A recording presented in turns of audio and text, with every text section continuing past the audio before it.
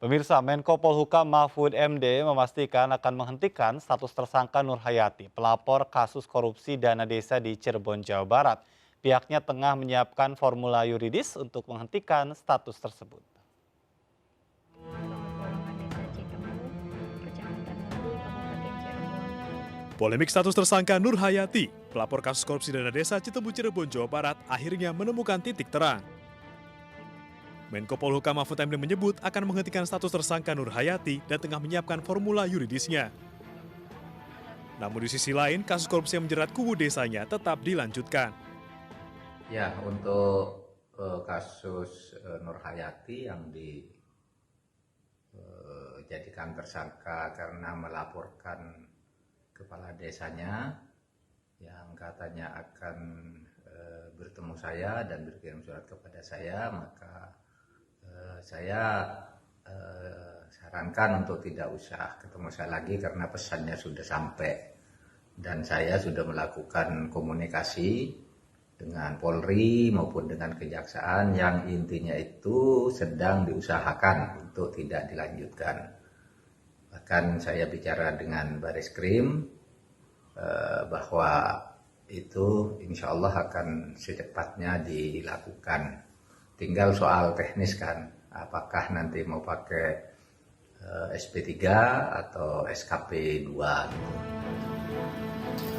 Sebelumnya, penetapan tersangka terhadap Nur Hayati menjadi sorotan. Nur Hayati yang bekerja sebagai bendahara desa Citemu justru dijadikan tersangka pada Desember 2021 lalu usai melapor dan membantu penyidikan korupsi kubu desanya. Dalam penyampaian surat tersangka ke saya, yang waktu itu disampaikan langsung oleh Kanit Tipikor sendiri mengatakan bahwa Bu, sebenarnya saya itu berat ngasih surat ini kepada Ibu karena kami tahu betul bagaimana peranan Ibu dalam proses terkuaknya kasus korupsi di Desa Citemu yang dilakukan oleh kubu Supriyadi. Tapi kami tidak bisa berbuat apa-apa karena semua ini atas petunjuk dari Kajari. Sementara pihak Polres Cirebon sebelumnya mengatakan penetapan tersangka terhadap Nur Hayati sudah sesuai dengan kaidah-kaidah hukum yang berlaku. Nur Hayati diduga telah memperkaya kubu desa Citemu Supriyadi. Pihak keluarga pun sempat menyiapkan pra-peradilan untuk mencabut status tersangka Nur Hayati. Mereka yakin Nur Hayati telah bekerja sesuai dengan prosedur. Tim Liputan iNews melaporkan. Kasus Nur Hayati menyita perhatian publik karena status tersangka yang disandangnya setelah ia melaporkan dugaan korupsi yang dilakukan oleh kepala desa di mana ia bekerja. Setelah ramai disorot, kasusnya kini akan dihentikan dan sudah bersama kami pemirsa melalui sambungan Zoom kuasa hukum dari Nur Hayati, Pak Elyasa Budianto. Selamat sore, Pak. Selamat sore. Baik, informasi terbaru apa yang sudah didapat oleh kuasa hukum atau pihak dari Nur Hayati terkait dengan perkembangan kasus dan rencana adanya penghentian perkara ini? Ya, baik, terima kasih.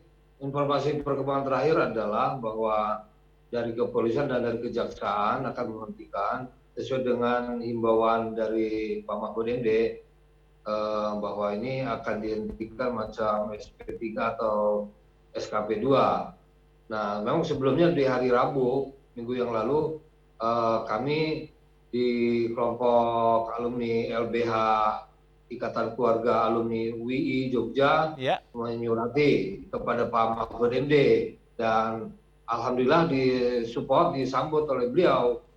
Dan memang kalau mau saya telah substansi dari persoalan Ibu Nur Hayati sebagai pelapor, meskipun pelaporannya kepada BPD adalah tidak ada sedikit pun unsur yang bisa menetapkan dia sebagai tersangka. Sesungguhnya seperti itu konstruksinya. Baik, sebelum ke konstruksi soal kasus karena ada dugaan penyetoran uang dari Nur Hayati, tapi sebelum ke situ, sebetulnya perkembangan kasusnya sendiri sekarang masih di penyidik atau sudah di kejaksaan?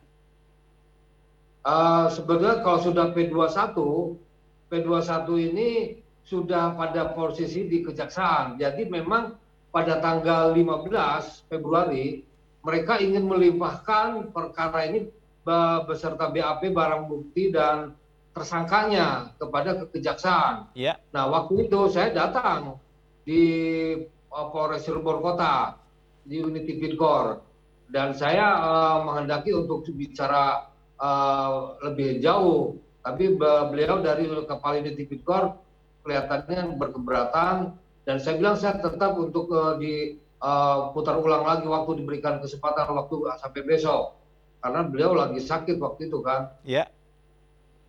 Dan waktu itu Bu Nur Hayati sakit, dan baru ketahuan di hari Rabunya memang dirawat di rumah sakit Pelabuhan Cirebon, memang terpapar COVID waktu itu. ini untuk tersangkanya ya, Ibu Nur Hayati ya?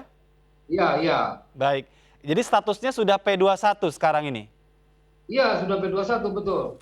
Baik, jadi setidaknya ya konstruksi yang ditunggu adalah SKP 2 begitu ya? Ya, begitu kira-kira. Baik, tapi kalau soal SKP 2 ini kan juga ada perdebatan terkait dengan perbuatan hukum yang dilakukan. Padahal Anda sendiri berkeyakinan bahwa tidak ada kejahatan yang dilakukan oleh Nur Hayati. Bagaimana? Oh iya, pada sisi kami sebagai tim lawyer tidak ada sisi kejahatan yang dilakukan oleh saudari Nur Hayati. Oleh sebab itu, jika tidak ada kebijakan SP3 atau SKP 2, kami mau tempuh jalur pra-peradilan untuk membongkar sah atau tidak sahnya status tersangka saudari Nur Hayati. Sebab ya itu tadi mekanisme kalau di KUHP kami melihat pada sisi celah itu.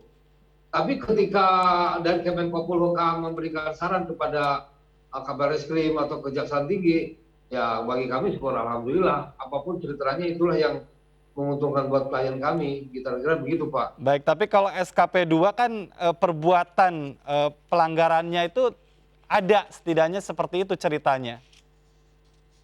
Oh iya, cerita bahwa yang pasti muatan substansinya SP3 atau SKP 2 itu kan menghapus cerita tersangka. Kalau menghapus cerita tersangka kan menjadi jejak langkah masa lalu sebagai orang yang dituduhkan melakukan memperkaya orang lain kan menjadi hilang dong, karena tersangkanya dihapus, dicabut. Baik. Dan dalam konteks soal adanya dugaan menyetorkan sejumlah uang dari Nur Hayati kepada rekening tersangka lain, itu bagaimana? Sesungguhnya apa yang dilakukan pada tanggal 19 Februari, Pak Kapolres, jajaran Polres Cirebon Kota melakukan konferensi pers. Nah, ini foto ini kan konferensi pers. Ya. Lalu dikatakan bahwa sesuai Permendagri nomor 20 tahun 2018 terjadi kesalahan cacat administrasi, maladministrasi dalam tata kelola pengelolaan uang itu, pengambilan dan penyerahan kepada KUWU, kepada lurah. Padahal seperti yang ditunjukkan beberapa foto itu, saudari Nur Hayati menyerahkan dan sesuai dengan peraturan Permendagri itu sendiri. Nah, maka kami inginnya adalah peradilan itu kita membahas seputaran dugaan itu, mentersangkakannya dari mulai pasal 55 KUH pidana, lalu ke pasal Undang-Undang Tindak Pidana Korupsi tahun 99, lalu Permendagri nomor 20 tahun 2018.